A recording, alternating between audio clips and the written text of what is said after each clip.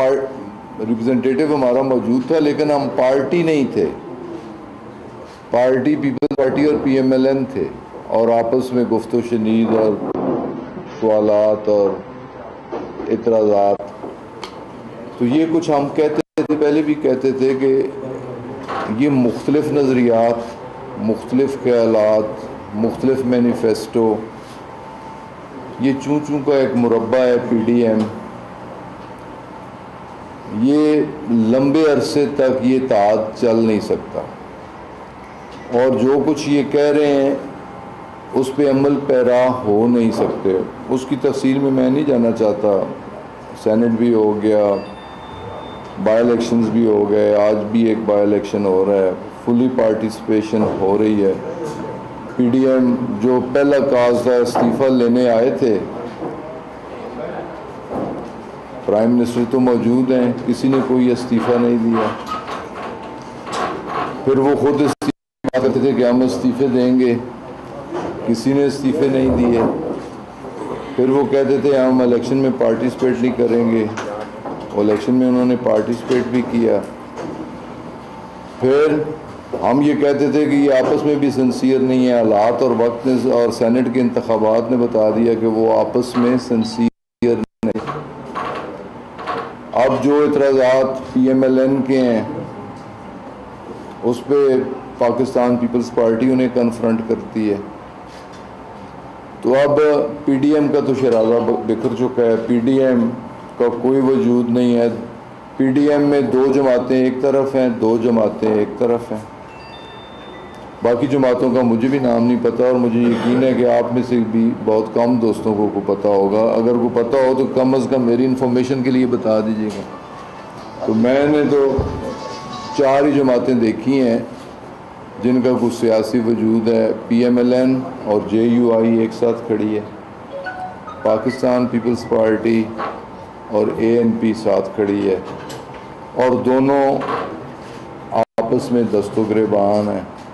अब उनका टारगेट हुकूमत नहीं रही, अब उनका टारगेट पीपल्स पार्टी और ANP का टारगेट JUI और PMLN है, और PMLN JUI का टारगेट पाकिस्तान पीपल्स पार्टी है। तो इंशाअल्लाह ताला अब हुकूमत के लिए PDM को मसला नहीं है, मसला मुआशी है, मसला बेरोज़गारी है, मसला महंगाई है। और इंशाअल्लाह ताला अब हम भरपूर तवज्जो से, भरपूर कंसंट्रेशन से, हमारा एजेंडा ही बिल्कुल वाज़े अब हो गया है कि अब हमने मुल्क को इस मईशत के गर्दाब से निकालना है, जो लुटी पटी मईशत है, इस गर्दाब से निकालना है, महंगाई से और बेरोज़गारी से इस कौम की जान छुड़ानी है। और इंशाअल्लाह ताला हमारा ईमान है कि इंसान की नीयत ठीक हो तो अल्लाह ताला की मदद भी शामिल हाल होती है। तो अल्लाह की मदद होगी और इंशाअल्लाह ताला हम सुरखरू होंगे। लोकल इश्यूज़ के हवाले से आपने कल के मीडिया में बड़ी एक्टिवली ये चीज़ 2 बंदों के नाम के हवाले से आती है, लेकिन कुछ स्पेसिफिक 2 कॉन्स्टिट्यूएंसीज के बारे में बात नहीं है या 2 शख्सियात के बारे में बात नहीं है। मैं थोड़ी इस पर क्लैरिफिकेशन करना चाह रहा हूँ कि इलेक्शन रूल्स में भी मिसिंग था और कॉन्स्टिट्यूशन में भी मिसिंग था कि एक बंदा इलेक्ट हो जाता है, वो हलफ नहीं उठाता। जब तक वो हलफ नहीं उठाता, हलफ उठा लेता है तो वो मेंबर है, हलफ नहीं उठाता तो वो मेंबर नहीं है, लेकिन वो डी-सीट नहीं हो सकता जब तक हलफ ना उठाए।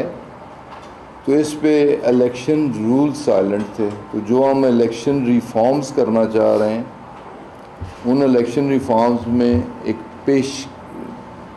हमने से प्रेफरेबली कि ये एक चीज़ जो मिसिंग है उसे टाइम बाउंड किया जाए, और उसे टाइम बाउंड किया गया कि इंतखाब होने के 60 दिन के अंदर अगर वो हलफ नहीं लेता तो वो डी-सीट हो जाएगा। और फ़िलहाल जो डी-सीट होने वाली 2 सियासी शख्सियात हैं, उनमें से एक का ताल्लुक़ हमारे हल्के PP10 से है और दूसरे सेनेटर हैं